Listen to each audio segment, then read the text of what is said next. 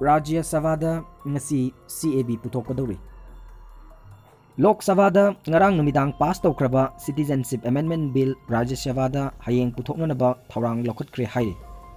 BJP na Lok Sabhada majority oiba maramna ngarang athengba hingda Union Home Minister Amit Shah na Parliament ki lower house da puthokiba bill adu irailai na pass tawba ngamki.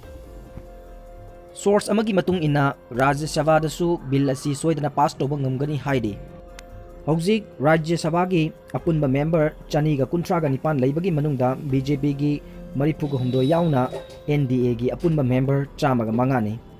Masigi mathakta Janata Dal United ki taruk Shiromani Akali Dal gi ahum loinana LJP amasung RPI A gi member amamam leiri. Rajya Sabha da nominate torokpa member taramathoi su leiri. BJP na hojik member taramathoi leiba AIADMK member taret leiba BJD member ani leiba YSRCP amasung member ani leiba Telugu Desam Party ga wari sanaduna bill asi pass tonanabag thawrang lokhatle haina report amana phongdokli.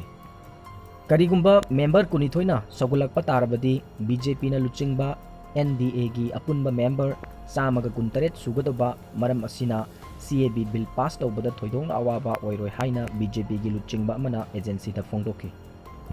Aroibada yengbiriba madi tabiriba pumamupu thagatjari.